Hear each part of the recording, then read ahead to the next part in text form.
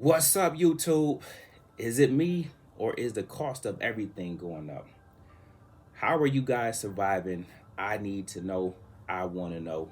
Check this out. Is it just me or are we in a global recession? I mean, this is not normal. It is 9:40 in the morning, Thursday, September 18th, and this is how our shop is looking. Now, thank God I have a few inspections to do, so I'm going to stay busy today. I have like 14 government vehicles I have to do. But you can't tell me this isn't a government recession. Like, what the hell is going on here? I mean, as you can see, we're so busy. We have so many cars in here right now. 9:30 in the morning. We should be packed. We should at least have oil changes. We should have something. And before the people start commenting that, well, shop charge too much money. Our shop doesn't. We actually charge a lot less than we should to make good margins and actually make money. So we actually undercharge a whole lot at this shop, and we still don't have business. We are probably the cheapest shop in our area compared to all the other shops. Our labor rate is only $135. Other shops are like $150, $160, $180. Dealerships are like $200. And we do decent work. We do good work on cars. We never have complaints. We never have people come back. We never have returns. This is how our shop looks. This has got to be the beginning of the middle of a recession and probably the beginning of a depression. I've been here 6 months. I have not seen it this bad. And it's been like this for the last probably week and a half, 2 weeks. So what's gives? What's going on? Why is nobody coming in? If you guys are doing work on your own vehicles, respect. I respect that. I work on my own vehicle. You save a lot of money that way, but the people who can't afford to work on their own vehicles and have to bring it to a shop, they're not even here. I think we're cooked. Is it just me or are we in a global recession? I mean, I don't care what anyone says, we are 1,000,000% in a recession due to the fact that Facebook Marketplace has been popping off lately. Like, people are selling their treasures that they've had in their basement or their garage because they need money. How's everybody surviving? I get paid bi-weekly and we are a family of 4. We have 2 kids. How are y'all surviving? Because I'm not. I got paid today and it's gone. Goes toward the mortgage, cell phone bill, gas and electric, garbage, everything gone. Between insurance, car insurance between my husband and I, everything gone. And then I have to go to the grocery store. This isn't even factoring in groceries for a family of fucking 4. So imagine how it's like every month. It's like, do we go do a big load haul of groceries or do we pay our mortgage? Like I can't do both. And my husband works 50 hours a week. I work 40 hours a week. We can't do both. We can't do both. So like, how are you doing it? The people that don't have kids are barely surviving. I am not surviving. And I get paid bi-weekly. And people are like, oh, getting paid bi-weekly is so much better because then when you get paid more. No, it doesn't matter because all my bills get taken out at the same every month. I've tried to change it till the end of the month. It still doesn't matter. It doesn't matter when you have your bills taken out. Your money is gone. There's nothing you can do. You just have to ride on this floating rock and spend, $150 on 4 products at the grocery store. I can't. I literally cannot. I don't know how people do it. And unless you're a rich elite, so I hope everybody on this floating rock screams like I do, and we can all scream together because I just don't collectively know how I can continue on with a recession. I've lived through one recession. I physically can't do it now. And you can call me dramatic. I don't really give I'm going to crash out. I cannot survive like this. I can't. So there's a pretty good financial indicator out there called the used car market. And the used car market is a good financial indicator of how your country is doing because it means that people have liquid capital. If you have liquid capital, you can buy a used car cash because most used car sales are going to be cash purchases. So if used cars are selling well, probably doing pretty good. People have liquid capital. They're able to buy whatever they want. They don't feel stressed about the future. They're buying and selling things at leisure. If the used car market is bad, then people do not have liquid capital. They do not feel secure about the future, and they're hoarding whatever liquid capital that they do have. And right now, the used car market is tanked. It's tanked. No one is buying or selling anything, especially the cash purchases. So, not a very good indicator for us as a country or our economy. Either people have no money to spend, or they are incredibly insecure about their future. And either way is not good. So we're going to see how this plays out in the coming months. But I don't see that trend ending anytime soon. What's going to happen when people don't have enough money to live? I mean, like literally to afford the basic necessities like food, water, gas in the car. The minimum wage hasn't been raised in 20 years, and the prices of everything are going up exponentially. Housing especially. They're trying to criminalize homelessness right now because pretty soon it's going to be a common crime. I am sitting in my car and I'm just basically trying to plan out my next moves because I can't stay here. I have to be out of the place that I'm in currently in 2 days. And I don't know what I'm going to do next. I have been trying as hard as I can to try to find out what the next steps are going to be. But to be perfectly honest, I got nothing. I'm starting to lose hope. I'm starting to lose faith. It's starting to feel like I don't know what to do. I'm like, I can't stop crying. I can't stop panicking.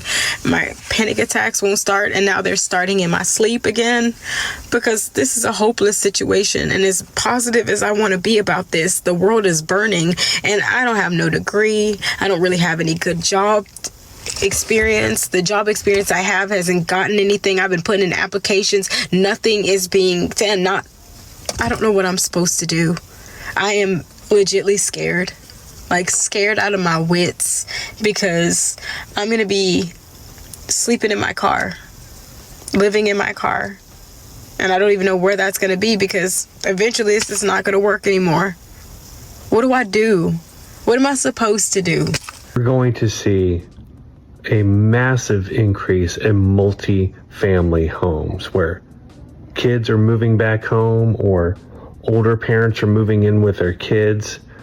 It's going to be rampant over the next 3.5 years with the way this economy is going to get destroyed, the way the housing market is going to get destroyed, the way that medical bills are going to cripple people in financial bankruptcy, the way student loans and education is going to be unobtainable to pay for people. I mean, it's already been happening over the last several years. It's going to rapidly increase. And my wife and I are fully prepared for that to happen to our kids as they are going out and trying to even find work. Any kind of work in this country is nearly impossible for young people because most of these places are hiring older people who also need to work now because they can't retire. They can't live on their Social Security. They can't live on their pensions. And they would much prefer to hire an old person who they believe will be more, stable or predictable or whatever. It's a nightmare. We are supposed to live and die and work and be productive. And that's it. That's all the power structures in this country want. I'm trying to enjoy my last days within this unit that I've been renting for so long. Really sad that I have to leave because they decided to raise my rent $700. And I already pay $2,300 without parking fees, which is $185, and plus utilities. So I'm paying $2,600 a month, and they still decided to raise my rent for another $700. So they want me to pay now $3,000 base rent. Are you kidding me? I believe in full transparency. I'm not gonna sugarcoat or lie about anything. I'm gonna be completely real on this page. I'm struggling, bruh. I've been looking for a 2-bedroom apartment. I have a baby. We need that second room. And nothing goes for less than $2,500 a month. How are some of you guys doing it? How? With car insurance, car payments, rent, gas, and a few other things, how are you guys making it through? I'm barely just making it by, and I have a pretty decent job. I got paid pretty well to hold the family. But $2,500 a month? Like, are these people like going crazy? And like now I'm looking at like actual like not apartment buildings or like luxury apartments. I'm looking for people who own duplexes and have like multifamily homes. They're charging the same thing. And the apartment's like beat up. Like, what's wrong with people? Like, it's not like your mortgage went up because you guys have been paying it off since you bought it like 40 years ago. You guys are just being greedy. Oh, I'm doing it just because everybody else is doing it. You're gonna have to kick people out because they can't pay you. Don't make sense to me. New Jersey is such a scam, and it is pushing people out of their homes, and it is so irritating. Not only are the home prices skyrocketing, taxes are unbearable, but now they whack you with these incredible, unrealistic electric bill costs, and we're going to talk about it. I just got our electric bill from Atlantic City Electric. That is who is our electric company, and it was $985. That's not the best part. The best part is we moved out of our house August 4th. So we didn't even live there. We still own the home, but we've moved out because we're anticipating a closing. So we don't even live in that house. The air has been on set to 80. There's nothing plugged in. There's no Comcast. There is no Wi-Fi. There is literally nothing plugged in, but our bill still says $985. If there's anything that is wrong with this picture, it is that it is pushing people out of their homes, not just for the tax reasons, that's also another topic, but I'm talking about electric bills, people's everyday need, okay? There's not one person who can do without electric. So I don't understand how they can just increase the rates. Also, we've had like that smart home, that like auto meter placed in our house. We had that placed, I want to say it was like 8 months ago. We called them, we said, take it off. We want someone to physically be here because it is bull. I don't believe it. They did that. Great. I paid the $15 charge that they wanted for it. Oh, that's not even the best part. We have solar. So our whole roof has solar all over it. It is a big home. So we had the solar, whatever.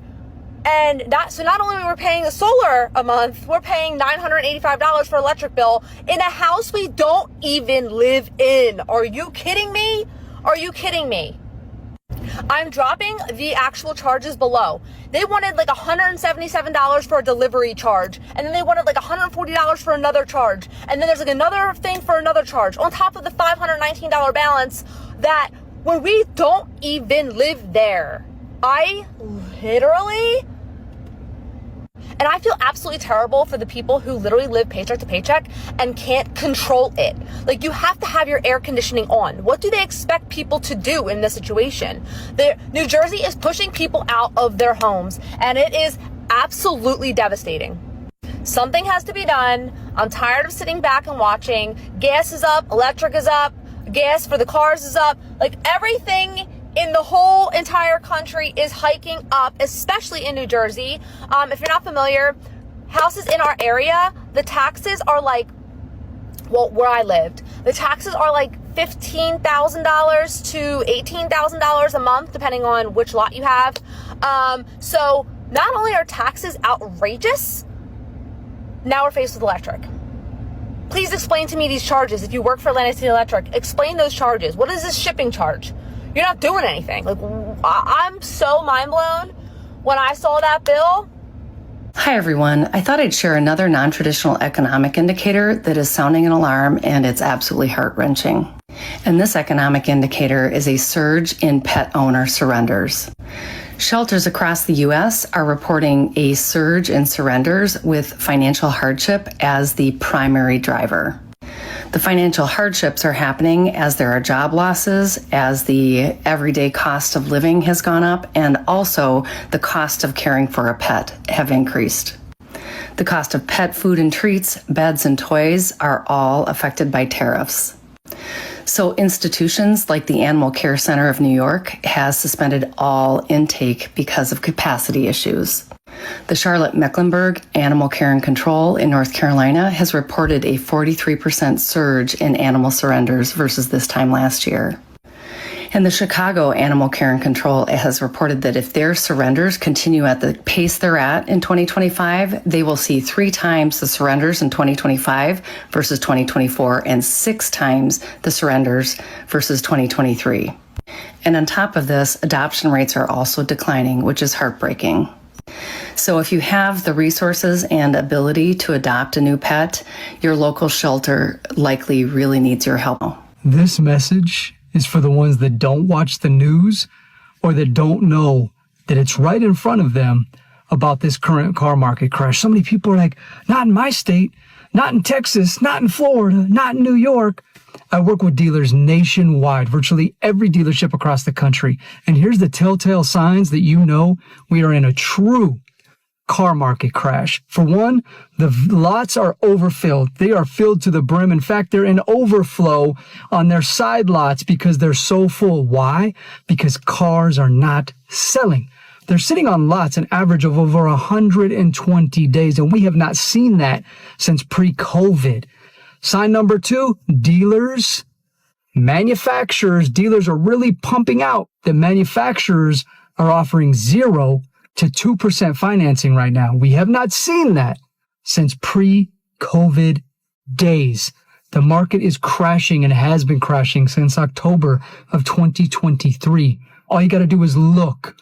And if you want to find out how long a vehicle has been on the lot, you go to a car aggregate site. I personally use Car Gurus and Car Edge. It's going to show you how long that vehicle's been on the lot. That way, when you get to the dealership, you can call them out on their BS and say, hey, look, I'm in front of you. I've got the cash. I've got good credit. I've got whatever it is.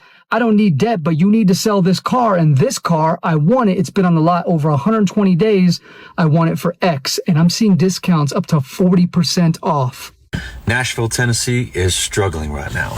And let me explain. I'm a songwriter. I live in Nashville and I live in Georgia. I also own a business and I love the stock market. So let me explain real quick. The venues right now, all of them, numbers are going down. Restaurants, numbers are going down. Apartments, there's buildings that are 40% occupancy. I mean, it's crazy. But the warning signs are there. If you are a market person, you have uninverted yield last August. You have the Feds about to drop their rate. You have a Buffett indicator of 215%. I mean, it's about to get bad. There's no question about it. But people run out of money. The credit cards are maxed. They've taken out second mortgages. They're trying to do whatever they can to make a living. I feel for everybody. Like I said, Nashville's starting to really, really get hit pretty hard. And we've noticed that from a show that we do. And I have friends who run other main big venues, and they're struggling. And the numbers ain't just kind of off, they're really off. So just, if you got a good job right now, you better do what you can to keep it. But if you can't keep a job, I actually started my own business when the last recession was going on. And the first year was a little tough, but I was opening up when other businesses were collapsing. And the second year started to make a little money, and third year actually I blew up and took off. So there is opportunities out there when you do have a slowdown. So just kind of use that perspective. It's not the end of the world. You can find opportunities. You might have to be uncomfortable for a minute, but it might be a blessing in the disguise for the next 10, 15, 20 years. So everybody stay Stay diligent. Don't watch the news because they're lying. Don't watch the market because it's lying. Watch everything going around you. Watch the people. Watch the spending. You know, go to the venues, go to the restaurants, and you'll start seeing that people are out of money. Guys, we very well may be already in a recession that they're just not publicly trying to say it is what it is. But those of us living day to day, those of us living in real life, we see the cost, we see the struggle, we see how much it is to get ahead. And my whole point for you guys is to understand, guys, you gotta do what you gotta do. You have to do what you gotta do, and that starts with making good choices, good decisions, cutting where you can, saving where you can, holding on to your job, getting another job, getting a side hustle, whatever it may be, whatever it may take. Because guys, nobody is coming to save you, and the way they do it is they'll slowly try to gaslight you into thinking it's you when everybody is struggling. But then we put out a message that everything is okay when we know that's not the case, man. Listen, man, hold your head, stay encouraged. Make sure you tap in each and every day as I try to be diversified in my messaging to teach, show you, and walk alongside you through this journey, man. We make videos like this every day, so if you like this one, make sure you check out the next one. Remember, most people see end result, very few consider the journey. Do me a favor, don't forget to like, subscribe to the channel. Make sure you guys grab some free stuff using my link below, and I'll catch you guys in the next one. Peace.